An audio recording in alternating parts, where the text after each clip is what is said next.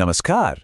चलिए इकोनॉमी के उन जरूरी कॉन्सेप्ट्स को समझते हैं जो कॉम्पिटिटिव एग्जाम्स में बार बार पूछे जाते हैं।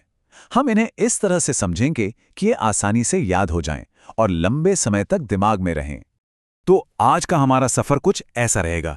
हम इकोनॉमी की नींव से शुरू करेंगे, फिर सरकार के बजट और टैक्स सिस्टम को देखेंगे, इसके बाद महंगाई और बेरोजगारी जैसे मुद्दों पर बात करेंगे, फिर बैंकिंग सिस्टम को समझेंगे और आखिर में देखेंगे कि मॉनेटरी पॉलिसी से देश की अर्थव्यवस्था को कैसे कंट्रोल किया जाता है। चलिए सबसे पहले ये समझते हैं कि इकोनॉमी को देखने के दो मुख्य नजरिए कौन से हैं। तो इसे ऐसे समझिए, मैक्रो इकोनॉमिक्स मतलब पूरे जंगल को एक साथ देखना, यानी देश की जीडीपी, महंगाई जैसी बड़ी बड़ी बातें। और माइक्रो इकोनॉमिक्स वो है जंगल के एक एक पेड़ को देखना, मतलब एक इंसान या एक कंपनी के फैसले। ये फर्क याद रखना बहुत जरूरी है। अब ये जो तस्वीर है, ये दिखाती है कि एक अर्थव्यवस्था कैसे बनती है।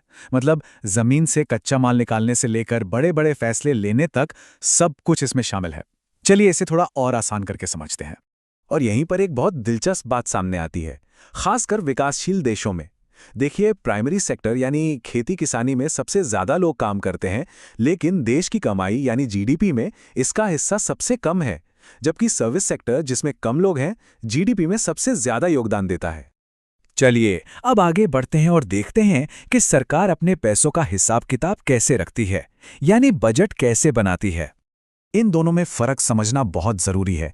रेवेन्यू एक्सपेंडिचर मतलब देश को आज चलाने का खर्चा, जैसे सरकारी कर्मचारियों की सैलरी, पेंशन। और कैपिटल एक्सपेंडिचर मतलब कल के लिए देश को बनाने का खर्चा, जैसे नया हाईवे या स्कूल बनाना। एक आज के लिए है, दूसरा भविष्य के लिए। अब बात करते हैं जीएसटी काउंसिल की। ये एक बहुत ही अहम बॉडी है जो संविधान के आर्टिकल 279A के तहत बनी है। इसमें केंद्र और राज्य दोनों मिलकर फैसले लेते हैं। इसकी अध्यक्षता हमेशा देश के वित्त मंत्री करते हैं और असम इसे लागू करने वाला पहला राज्य था। तो कुल मिलाकर देश का बजट एक घर के बजट जैसा ही है, बस स्केल बहुत बड़ा है। एक तरफ रोजमर्रा के खर्चे हैं और दूसरी तरफ भविष्य के बड़े निवेश, और इन सब के लिए पैसा आता है टैक्स से। अब उन दो बड़े ताकतों पर नजर डालते हैं जो हमारी जेब और नौकरियों पर सीधा असर डालती हैं। एक है महंगाई और दूसरी है बेरोजगारी। देखिए, महंगाई नापने के दो तरीके हैं, WPI और CPI।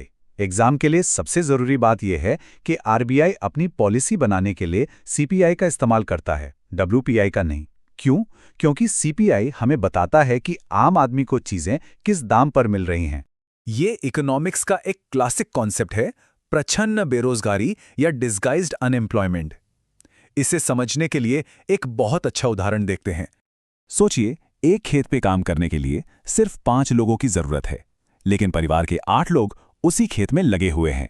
तो जो अतिरिक्त 3 लोग हैं वो असल में प्रच्छन्न बेरोजगार हैं। उनके वहां होने या न होने से पैदावार पर कोई फर्क नहीं पड़ता। ये चीज ज्यादातर खेती में ही देखने को मिलती है। ये चार्ट भारत के औद्योगिक उत्पादन की रीढ़ की हड्डी को दिखाता है। ये जो 8 कोर इंडस्ट्रीज हैं, जैसे रिफाइनरी, बिजली, स्टील, ये देश के कुल औद्योगिक उत्पादन का 40% से ज्यादा हिस्सा बनाती हैं। मतलब अगर ये अच्छा कर रही हैं तो समझिए पूरी इकोनॉमी की सेहत अच्छी है। चलिए अब उस सिस्टम की बात करते हैं जो पूरी अर्थव्यवस्था में पैसे को घुमाता है, यानी हमारे बैंक और उनको कंट्रोल करने वाली संस्थाएं। तो हॉट मनी वो पैसा है जो तेजी से ज्यादा मुनाफे की तलाश में एक जगह से दूसरी जगह भागता है, जैसे विदेशी निवेश। और फिड्यूशियरी मनी ये भरोसे पर चलता है, जैसे चेक। सरकार ने इसे पैसा नहीं कहा, पर हम इसे भरोसे पर स्वीकार करते हैं। इसे याद रखने का एक बहुत ही आसान तरीका है। अगर बात स्टॉक मार्केट, बॉन्ड या म्यूचुअल फंड जैसे निवेश की है तो वहां का बॉस है सेबी, और अगर बात इंश्योरेंस पॉलिसी की है तो उसकी देखरेख करता है IRDAI, एक निवेशकों के लिए, दूसरा पॉलिसी धारकों के लिए। अब यहां एक और जरूरी बात है, RBI तो सभी बैंकों का रेगुलेटर है, वो नियम बनाता है। लेकिन ग्रामीण और सहकारी बैंकों के मामले में नाबार्ड जमीन पर जाकर चेक करता है कि वो बैंक RBI के नियमों का ठीक से पालन कर रहे हैं या नहीं। तो RBI नियम लिखता है और नाबार्ड उन्हें लागू करवाता है। और अब आखिर में हम उन ताकतवर टूल्स को देखेंगे जिनका इस्तेमाल हमारा सेंट्रल बैंक यानी RBI महंगाई को काबू में रखने और इकोनॉमी को बढ़ाने के लिए करता है। इसे बहुत ही सरल तरीके से समझते हैं। रेपो रेट वो ब्याज दर है जिस पर आरबीआई बैंकों को कर्ज देता है, और सीआरआर और एसएलआर ये वो पैसा है जिसे बैंकों को अपने पास या आरबीआई के पास सुरक्षित रखना पड़ता है। वो इसे लोन में नहीं दे सकते। ये एक तरह से बैंकों के लिए सेफ्टी डिपॉजिट है, जो बाजार में पैसे के फ्लो को सीधे कंट्रोल करता है।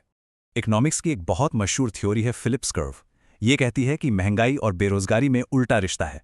मतलब अगर महंगाई बढ़ती है तो बेरोजगारी कम होती है, और अगर महंगाई घटती है तो बेरोजगारी बढ़ती है। एक ऊपर तो दूसरा नीचे। और यहीं पर आकर एक बहुत बड़ा सवाल खड़ा होता है, क्या होगा अगर ये नियम टूट जाएं? अगर महंगाई और बेरोजगारी दोनों एक साथ बढ़ने लगें?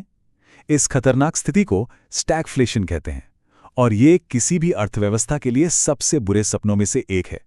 ऐसी स्थिति में आर्थिक नीतियां कैसे काम करेंगी, ये एक बहुत बड़ी चुनौती है।